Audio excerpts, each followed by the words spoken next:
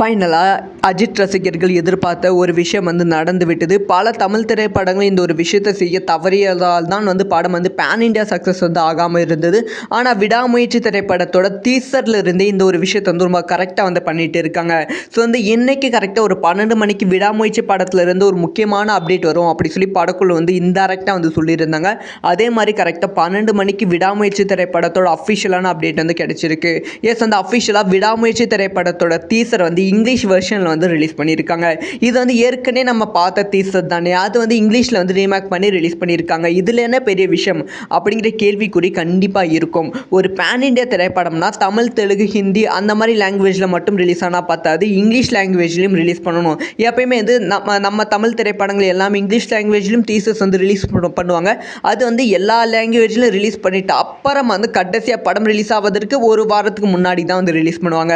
ஆனால் விடாமுயற்சி teaser release ஆகி அடுத்த ஒரு வாரத்தில் 3 நாள்லேயே அஃபிஷியலாக விடாமுயற்சியோட டீசர் இங்கிலீஷ் வெர்ஷனில் ரிலீஸ் பண்ணியிருக்காங்க. இதுக்கான காரணம் என்னென்னா, இந்த திரைப்படம் உலக அளவில் பேசப்பட போகும் திரைப்படமாக மாறி இருக்கு. இப்போ இங்கிலீஷ் வெர்ஷனில் ரிலீஸ் ஆனதால் உலக மக்களும் இந்த ஒரு டீசர் கொண்டாட போகிறாங்க, பார்க்க போகிறாங்க. ஸோ அது ஒரு மிகப்பெரிய ப்ளஸ்ஸாக அமைய போகிறது. இது வரைக்குமே தமிழ் சினிமாவில் இல்லாத அளவுக்கு மிகப்பெரிய வசூல் சாதனையும் விடாமுயற்சி படைப்பதற்கான வாய்ப்புகள் இருக்குது. அந்த மாதிரி ஒரு மூவை தான் லைக்கா நிறுவனம் எடுத்துக்கொண்டு வருகிறது. ஸோ இந்த ஒரு விஷயத்தை பற்றி உங்களோட ஒப்பீனியன்